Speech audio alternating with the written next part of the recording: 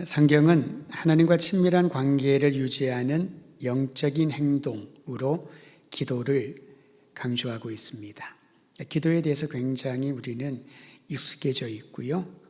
예수님을 믿지 않는 분들도 자신을 위하여 누군가 기도한다, 기도해 준다 그러면은 그렇게 고마워하고 행복하기도 합니다. 성경에는 기도를 이처럼 강조하고 있는데 특히 오늘 읽은 본문인 누가복음에는 예수님의 삶과 사역과 연관해서 기도가 얼마나 중요한지를 가르쳐주고 있습니다. 몇 가지 예를 들면 예수님의 공생의 사역은 기도와 함께 이루어졌습니다. 예수님께서 복음을 가르치시고 병자를 고치는 사역을 마치신 후에 한적한 곳에 올라가셔서 홀로 기도하셨습니다. 그냥 쉬지 않으셨습니다. 12 제자를 선택하기 전에도 예수님은 산에 올라가 밤을 지새며 하나님께 기도하셨고 그리고 나서 제자들을 선택하셨습니다. 기도하는 사람에게 주님 말씀하시기를 하나님의 더 좋은 것을 주시되 성령을 주실 것이다 라고 약속하셨습니다. 하나님의 성령으로 충만함을 입으려면 주님 앞에 엎드려 기도하며 간구해야 된다라는 거죠. 그저 가만히 있는데 하나님의 영이 충만히 임하지 않는다는 겁니다.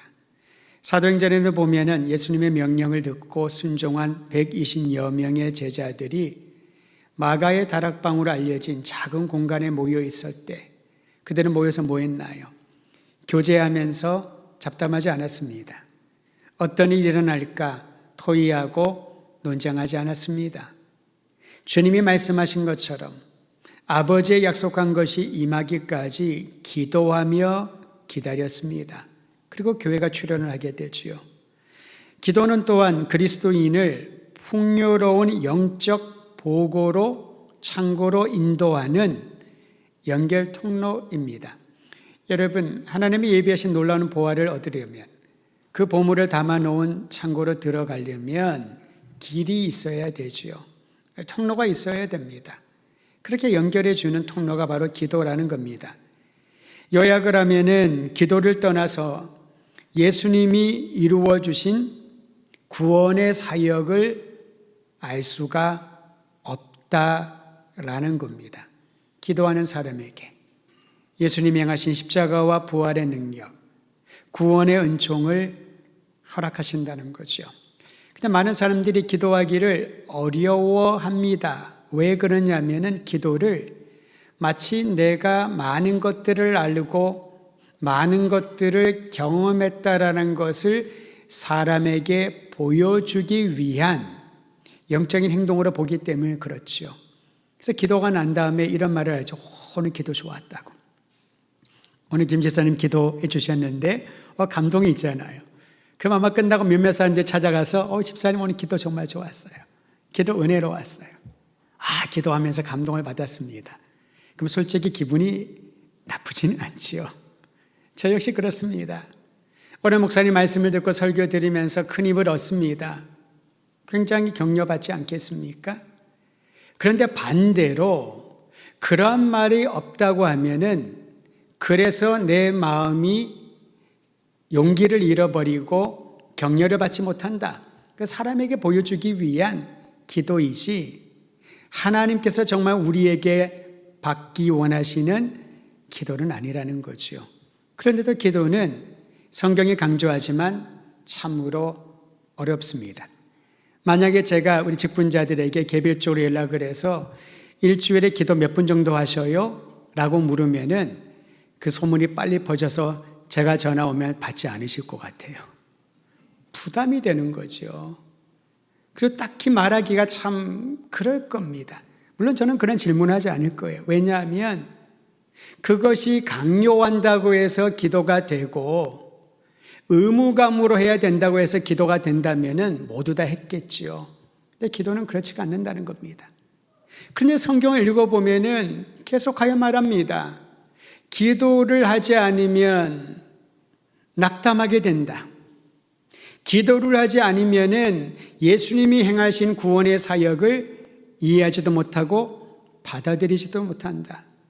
기도하지 않으면은 하나님이 예비하신 그 보화를 볼 수도 없고 만질 수도 없고 가질 수도 없다.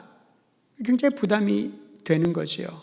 난 딴 건 다 해도 기도는 어려운데. 우리는 일상에서나 신앙생활에서 선택적인 결정을 할 때가 참 많이 있습니다. 예를 들면 저는 목회자잖아요. 하나님의 말씀을 대언하죠. 만약에 제가 나는 설교만 하겠다, 설교만 집중하겠다, 좋은 말처럼 보이지만 그 말은 뭡니까? 딴 거 신경 쓰지 않겠다. 그건 하나님이 기뻐하시는 일은 아니라고 봅니다. 나는 이 일이 좋다, 나는 이것만 하겠다, 다른 것들은 두 번째, 세 번째 별로 관심이 없다. 그런 생각을 가진 사람에게 발전과 변화를 보기는 어려울 겁니다.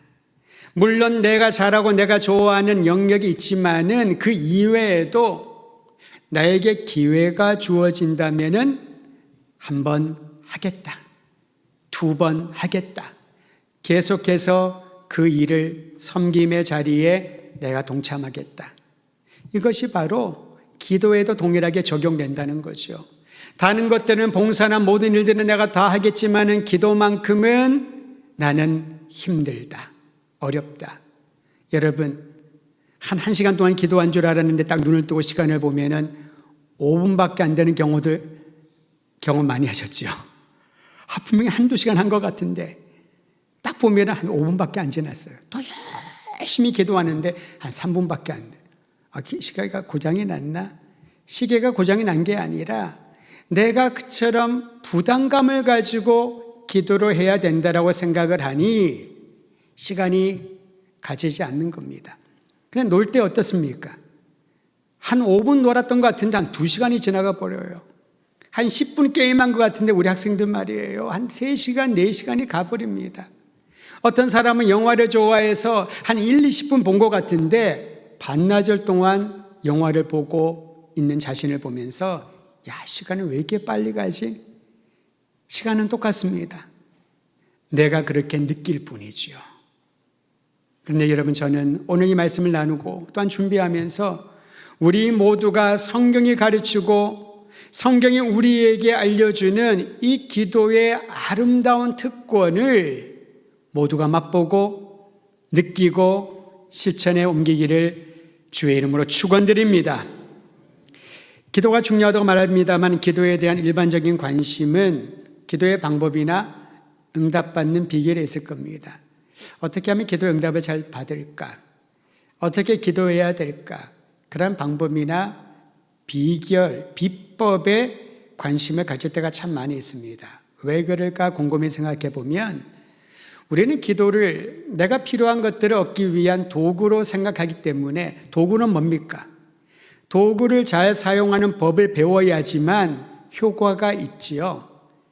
아무리 좋은 도구를 손에 쥐어준다 하더라도 사용하는 법을 모르면 소용이 없지요. 그러니까 기도도 그렇게 생각하지 않을까 싶습니다. 그러니까 내가 필요할 때, 나에게 도움이 필요할 때 우리는 기도해야 된다는 생각, 그리고 기도가 응답받아야 된다라고 하는 필연성을 느끼게 되는 겁니다. 그런데 성경은 응답받는 기도의 비법을 전수해 주지 않습니다. 딱 한마디 합니다. 따라하실까요? 항상 기도하라. 시점에 대한 얘기를 합니다. 지금 기도하라. 항상 기도해라. 어떻게 해야 기도의 응답이 잘 된다, 그런 거 얘기하지 않습니다. 그럼 누가 얘기를 하나요? 목회자들이 가르쳐 줍니다. 우리가 그런 얘기를 합니다. 그래야 사람들이 혹하니까. 여러분, 이렇게 기도하면 응답이 잘 됩니다. 이 정도의 정성을 들여야 응답이 받습니다. 그럼 사람들은 너무나도 갈급하니까 그 비법을 알기 위하여, 그리고 기도를 잘한다, 나는 기도를 많이 한다, 그렇게 생각하는 게 아닐까요? 성경을 계속 읽어보더라도, 세밀하게 읽어보더라도 응답받는 기도의 비법이라고 하는 용어는 찾아볼 수가 없습니다. 다만 항상 기도하라. 항상 기도하라. 이렇게 말씀하고 있습니다. 왜 그럴까요? 기도는 하나님의 형상대로 창조된 인간만이 하나님께 드릴 수 있는 특권이기 때문에 그렇습니다. 동물들은 기도하지 않습니다. 오래전에 신방을 갔는데, 우리 교회 아니고요, 전에 목회할 때 신방을 갔는데 그때 집에서 그 애완동물을 키우더라고요. 강아지죠. 그런데 이제 예배를 드려야 되니까 이제 강아지를 방 안에다 잠깐 놔뒀나 봅니다. 그래서 찬양하라고 예배를 드리는데 그 주인 되는 집사님이, 목사님, 우리 강아지도요 찬양을 해요. 제가 신기하잖아요. 어떻게 아세요? 제가 혼자서 개인 예배 드리면 찬송을 부르면은 걔도 옆에서 우 하고 한대요. 그러니까 그 주인의 생각에는 강아지도 찬양을 하는구나. 제가 그렇군요라고 웃었습니다. 뭐 그렇게 생각하는 건 주인 마음이지만은, 그러면 강아지한테 물어봐야 되잖아요. 너는 지금 찬양을 하고 있니? 어떤 찬양을 하고 있니? 근데 걔가 답변을 못 하는데, 희한하게 주인이 찬양을 하면, 노래를 하면 거기에 맞춰서 반응을 하니까 그게 좋으셨나 봐요. 동물들은 우리가 그렇게 생각하고 착각할 수 있겠지만은 하나님을 찬양하거나 하나님께 직접 기도하지는 못합니다. 기도는 하나님의 형상대로 창조된 우리에게 주신 특권이요, 이 기도는 하나님의 뜻을 발견하고 하나님이 나를 향한 특별한 목적을 알아가는 놀라운 복의 통로인 줄 믿으시기를 바랍니다. 그렇지 않으면은 우리가 점쟁이에게 점 보러 가는 것과 뭐가 다를 바 있나요? 목사님, 저를 위해서 기도해 주세요. 하나님이 나를 위한 어떤 계획이 있는지 좀 알려주세요. 그건 점을 보는 것과 다를 바가 없잖아요. 그런데 하나님께서는 주님의 모든 자녀들, 저나 여러분이나 어린아이나 어린이나 할 거 없이 주님 앞에 나와 엎드려, 하나님, 나의 아버지, 내가 주님께 간구하나이다. 나의 상황을 살피시는 주님을 내가 바라보나이다. 어떤 말, 어떤 형태의 내용이든 주님께서는 우리랑 교제하기를 원하시고 주님의 뜻을 밝히 보여 알려주시기를 원한다는 것이지요. 특권입니다. 특권을 누리지 않으면 그 사람에게는 아무 일도 일어나지 않지만, 주어진 특별한 권한을 누리기 시작을 하면은 그 사람에게는 새로운 영역을 경험하게 되는 기회가 주어지게 될 것입니다. 한번 따라 하시죠. 기도는 하나님이 주신 특권이다. 그러므로 우리는 하나님 앞에 기도해야 되는 겁니다. 예수님은 기도의 3대 원칙을 알려주셨습니다. 응답받는 비결이 아니라 어떻게 기도할까? 그 기도의 행위의 3가지를 가르쳐 주셨는데 이거 따라 하시죠. 구하라, 찾으라, 두드리라. 3가지를 말씀하셨습니다. 근데 이 3가지는 한 가지 내용을 말하고 있다고 볼 수 있습니다. 구해야 얻을 것이고 찾는 이가 찾아낼 것이고 문을 두드려야 열릴 것이다. 여러분, 문을 왜 두드리나요? 요즘은 그런 거 없지만 예전에 아이들이 장난한다고 아파트에 띵동하고 막 도망가잖아요. 누구야? 그러다 걸리면 큰일 납니다. 요즘 그런 애들이 거의 없는 것 같아요. 애들이 너무 바빠서 그런 장난도 못 하겠지요. 배를 누른다는 건 뭡니까? 안에 사람이 있으면 문을 열어주세요. 문을 두드린다는 건 무엇입니까? 내가 당신에게 무엇인가 전하고 싶습니다. 문을 두드리라. 그래야 열리지요. 두드리지도 않는데 안에 있는 사람이 어떻게 문을 열 수 있을까요? 밖에 사람이 있는 줄 모르고 문을 갑자기 열면 서로 놀랍니다. 깜짝 놀라지요. 왜 여기 서 있나요? 왜 갑자기 문을 여셨나요? 무엇인가 찾기 위하여 열심히 찾아다니면 그것을 찾아냈을 때의 감격이 있는 겁니다. 내가 구하는 것을 열심히 구했을 때에 누군가가 그것을 나에게 주면 얼마나 고맙습니까? 예수님이 가르쳐 주신 기도의 3가지 행동의 실천의 방안을 보면은 구해라, 찾으라, 문을 두드리라. 그래야 너희에게 주어질 것이다.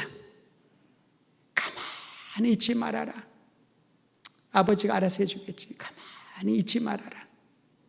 혼자 아무것도 하지 않으면서, 기도하지 않으면서 아버지 하나님이 아무것도 주지 않는다고 실망하고 낙심하지 말라는 겁니다. 오늘 성경이 이렇게 말하잖아요.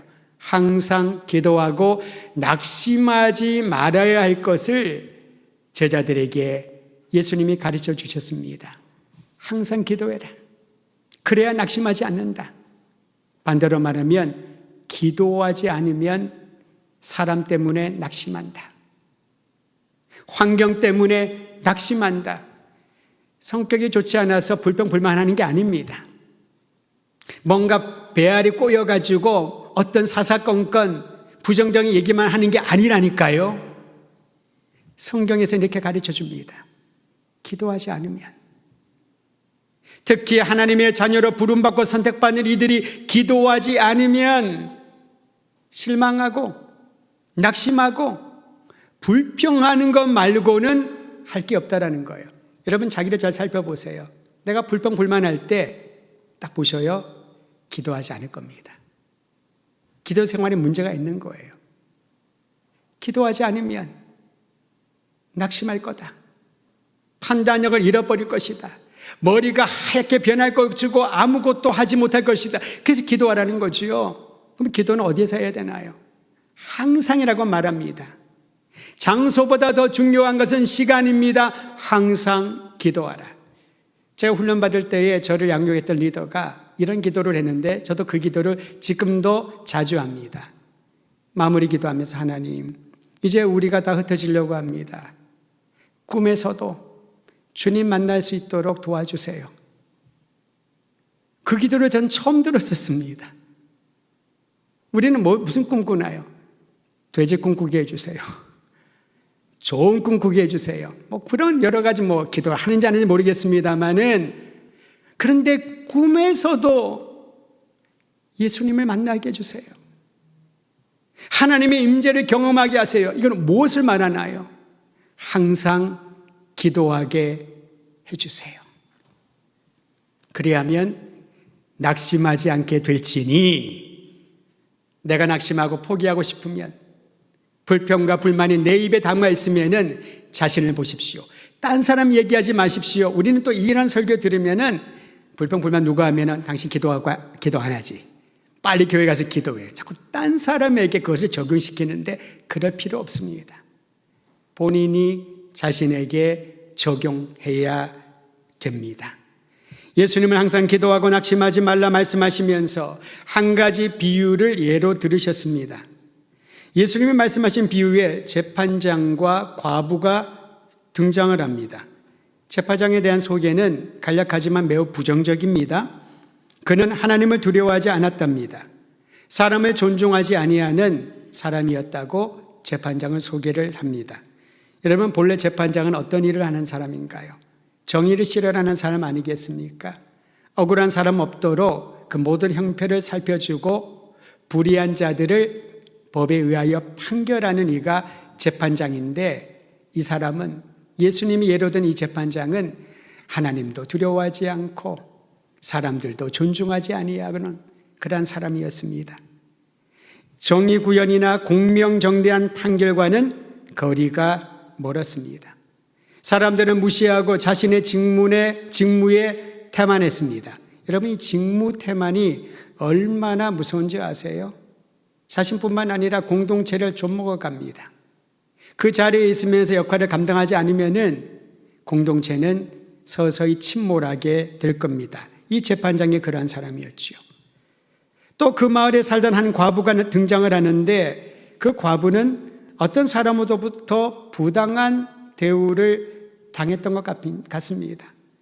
남편을 잃고 어렵게 살고 있는 것도 너무나도 고통스러운데 사람들이 그를 아주 우습게 여기고 부당하게 대했던 거지요. 과부는 참지 못하여 재판장에게 찾아갔습니다. 자신의 억울함을 풀어달라고 했습니다. 당연한 요청이지요. 간절히 요청했음에도 불구하고 재판장은 어땠습니까? 그녀를 거들떠 보지도 않았습니다. 그러면 자존심 상하고 마음이 상해서 포기했을지도 모르지만 그 과부는 포기하지 않았습니다. 끈질기게 찾아가서 나의 원한을 풀어달라고, 내가 억울한 일을 당했으니 재판장이시여 이 문제를 해결해 달라고 끊임없이 그를 찾아갔던 것입니다. 그러자 재판장은요, 같은 일로 자꾸 자기를 찾아오는 과부를 귀찮게 느꼈습니다. 얼마나 귀찮았을까요? 자기는 그 자리에 앉아서 월급 받아 먹는 것으로 충분했는데 자꾸 자기를 찾아오니까 너무 귀찮은 거예요. 그러자 그가 이렇게 생각을 합니다. 내가 이 과부의 요청을 빨리 해결해 주면 더 이상 나를 번거롭게 하지 않겠지. 그런 생각을 해서 문제를 해결해 줍니다. 과부의 사연이 너무나도 딱해서 그녀를 불쌍히 여겨서 해결해 준 것이 아니었습니다. 그저 자신이 편안하려고 과부의 청혼을 들어준 것에 불과했습니다. 예수님은 이 재판장과 과부의 예를 들면서 이렇게 말씀하셨습니다. 불의한 재판장의 이야기를 들으라. 그가 한 말을 들으라. 그가 한 말을 성경의 말씀 그대로 다시 한번 제가 읽어드립니다. 18장 4절 5절. 그가 재판장이죠. 얼마 동안 듣지 아니하다가 후에 속으로 생각하되 내가 하나님을 두려워하지 않고 사람을 무시하나 자기 평가를 확실하게 한 사람이었죠. 이 과부가 나를 번거롭게 하니 내가 그 원한을 풀어주리라. 그렇지 않으면 늘 와서 나를 괴롭게 하리라 하였느니라. 그래서 들어줬다는 거죠. 불의한 재판장이었지만은 포기하지 않고 끈질기게 찾아오는 그 사람의 청원을 들어주었던 것입니다. 그 다음이 중요합니다. 여러분, 누가복음 18장 7절은 우리가 한 목소리로 같이 읽겠습니다. 7절입니다. 시작. 하물며 그 밤낮 부르짖는 택하신 자들의 원한을 풀어주지 아니하시겠느냐. 그들에게 오래 참으시. 여기 핵심 뭡니까? 하물며라는 것입니다. 6절 다시 한번 읽어드립니다. 주님이 이렇게 말씀하셨습니다. 불의한 재판장이 말한 것을 들으라. 이 과부가 나를 번거롭게 하고 귀찮게 하니 더 이상 찾아오지 않도록 빨리 문제 해결해 줘야지. 이 생각과 이 말을 들으라. 그런데 하물며 너희를 선택하시고 창조하시고 사랑하시는 아버지 하나님께서 너의 기도를 응답하지 아니하시겠느냐? 응답하신다는 말씀인 거지요. 여러분, 기도할 때 가장 중요한 게 뭘까요? 비법 비결이 아닙니다. 응답하시는 하나님에 대한 확실한 믿음을 붙들어야 하는 것입니다. 믿음이 없이 하는 기도는 말에 불과합니다. 그저 이 공기 중에 움직이는 파장에 불과한 것이지요. 하나님이 적절한 때에 가장 좋은 것을 나에게 주신다는 믿음이 있어야 하나님을 붙드는 그 믿음을 가지고 구하고 찾고 문을 두드릴 때 하나님의 때에 가장 귀한 것으로 우리 모두에게 응답하실 줄 믿으시기를 바랍니다. 왜 기도가 안 될까요? 자꾸 방법을 생각을 하니까. 왜 기도가 어려웠을까요? 자꾸 나에게 어떤 조건들, 환경들이 구비되어야 한다고 생각을 하니까. 요즘은 그렇지 않습니다만은 여러분 예전에 예수님 처음 만나고 산기도 가신 적이 있죠. 가면 그 기도원마다 굴들이 있어요. 그냥 굴을 파놓은 거예요. 불도 없고 아무것도 없고 촛불 두고 들어가야 돼요. 얼마나 무섭습니까? 두렵습니까? 중고등부 때 선배들이 기도원 가서 또 기도원을 보면 산이니까 조금 가면 그 무덤들이 많아요. 무덤 사이에 한 놈씩 끼워 넣는 거예요. 자기들은 그 뒤에 있고. 그 기도하래요. 그러니까 가만히 있으면 너무 무서우니까 두려움의 소리를 지르며 기도하는데 시작은 두려움이었지만은 마지막에는요, 왜 이렇게 눈물이 날까? 왜 그렇게 회개가 나올까? 그게 뭘까?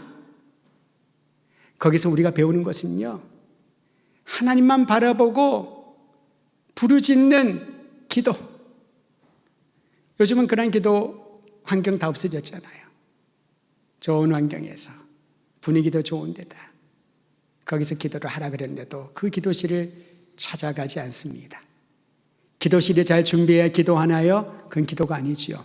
성경은 뭐라고 말합니까? 항상 기도하라. 24시간 365일 하나님을 생각하라. 하나님이 응답하신다는 믿음을 가지고 기도하라. 우리에게 가르쳐 주는 것은 항상과 믿음의 기도인 줄 잊지 말아야 할 것입니다.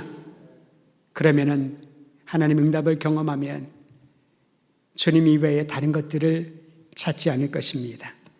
때로는 간절히 기도해도 응답이 없다라고 느껴질 때 불안합니다. 하나님이 일부러 내 기도를 안 들어주시나? 하나님이 일부러 그 기도의 응답을 늦추시나? 내가 뭐 잘못했길래, 내가 무엇을 더해야 하나님이 움직이실까? 그런데 그런 생각을 하다 보면은 염려가 생기죠. 불안하죠. 야, 이거는 이렇게 되다가 끝나나 보다. 그런데 여러분, 결코 그렇지 않습니다. 기도가 응답이 되지 않는다고 생각할 때 우리는 낙심으로 넘어가는 문턱에 딱 서 있는 것과 마찬가지입니다. 내가 이렇게 기도해도 100일을 기도하고 10년을 기도하고 20년을 기도해도 왜 응답이 안 되지? 그럼 낙심에 빠져들게 되잖아요. 근데 결코 그렇지 않다는 겁니다. 낙심의 문턱에 서 있는 사람들에게 기도의 새로운 지평을 열어주는 격려의 메시지가 있습니다. 고 하용조 목사님께서 남긴 내용들 중에 하나입니다. 그 말을 그대로 인용해서 여러분에게 알려드릴 텐데 한번 들어보시기를 바랍니다. 아무리 두드려도 문이 굳게 닫혀 있을 때가 있습니다. 기도가 없어서도 금식이 없어서도 아닙니다. 무슨 실수를 했거나 죄를 지어서도 아닙니다. 그냥 일이 안 되는 것뿐입니다. 특히 예수님을 믿고 헌신했을 때 이런 일을 자주 경험합니다. 나는 가고자 하는데 하나님이 못 가게 막습니다. 이런 경우는 하나님이 그쪽으로 가는 문을 닫으신 것입니다. 하나님의 일을 하는데 문이 닫혔다는 것은 다른 쪽이 열려 있다는 말입니다. 하나님은 모든 문을 닫지 않으십니다. 한 문이 닫혔다면 하나님은 내가 알지 못하는 다른 한 문을 열어놓고 계시는 겁니다. 기도하는 사람에게 닫힌 문은 우연의 문이 아닙니다. 그것은 분명히 필연이고 거기에는 하나님의 뜻이 있습니다.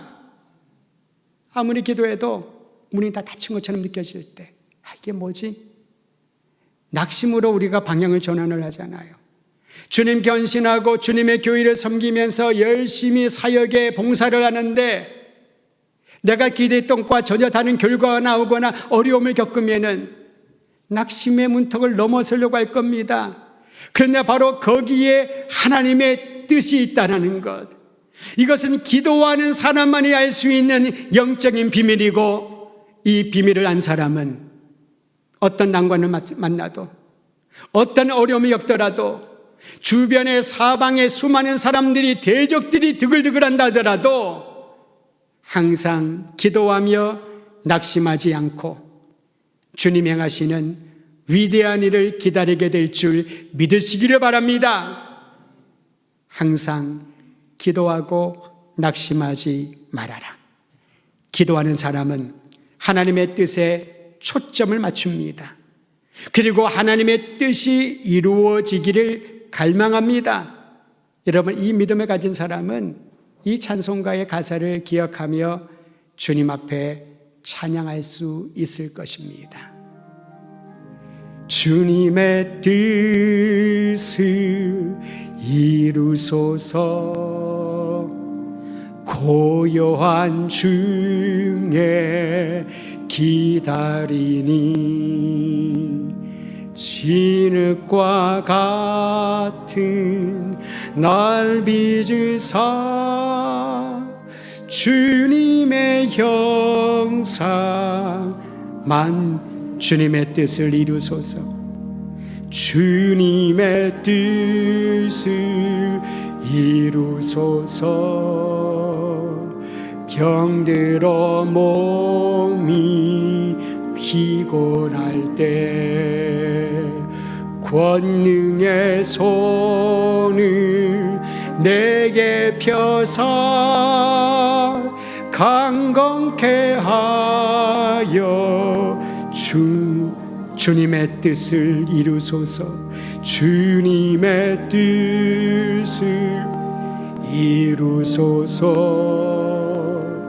온전히 나를 나를 주장함. 주님과 함께 동행함을, 주님과 함께 동행함을 만민이 알게 하옵소서. 항상 기도하고 낙심하지 말라는 예수님의 말씀은 우리를 향한 하나님의 뜻인 줄 믿으시기를 바랍니다. 힘들고 도움이 필요할 때만 기도하는 게 아닙니다. 기도했는데 응답이 더디다고 낙심해서도 안 될 것입니다. 대신에 항상 기도하며 하나님 주님의 뜻이 이루어질 줄 믿습니다. 주님의 시간에 주님의 방법으로 주님의 뜻이 이루어지는 것을 믿고 흔들리지 않고 주님의 손에 붙들림 받게 하여 주옵소서. 이것이 바로 기도하는 사람이, 주님을 살아가는 사람이 가져야 될 믿음의 고백입니다. 나의 기도에 응답하시는 살아계신 하나님을 온전히 믿고 날마다 기도하기를 주의 이름으로 축원드립니다.